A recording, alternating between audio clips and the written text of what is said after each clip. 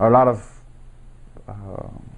high school athletes that aspire to play at the Division I level, and maybe right now at this time maybe you're not getting looks from those Division I schools, or maybe there's some other smaller schools or whatnot, or maybe you're not getting any. I think my words of advice would be to just don't be discouraged.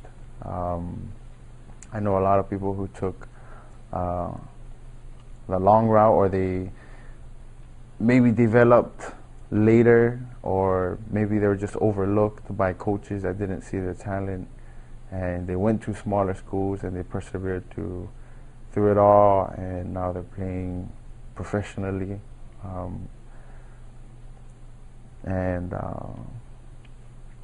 You know, if it's something that you really want to do, you know, it can be done. You gotta work hard. Hard work beats out talent when talent doesn't work hard. So there's no substitution for hard work. Advice I would give to kids coming out of high school going into college, I tell them, you know, to work hard, make sure your grades are up. That's the most important thing. Well, that's the first thing that colleges will look at.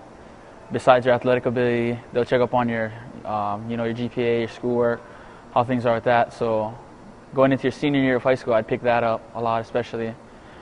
And then I guess heading into your freshman year of college, the important thing is to work hard. When I was in college, you know, two things I used to tell myself was, do you want to be a hero or zero? And that pretty much means, you know, take the easy way or you can take the hard way. The hard way is trying to be a hero. And the easy way would be a zero, you'd be nobody. So I'd always tell myself, you know, be a hero. You know, do things out of the ordinary, do things that are extraordinary. Say, you know, team works out at 7, I'd be in there at 6. I get an hour in extra. Because I know if I'm doing it, then you got to believe somebody else out there is doing the same thing as me. So you can never work too hard, you know. My dad always used to tell me, winning is everything. Because the losers go home and cry. And, you know, that's the mentality I had throughout my whole athletic career, was that, you know, you got to win. In order to win, you know, you got to have that state of mind where if you lose, it's the end, you know. Because winners go on to be, you know, bigger, better, more successful. Losers, they go home. Hello, I'm Joshua Rice, and I want to talk to you a little bit about what to expect on an official or unofficial visit.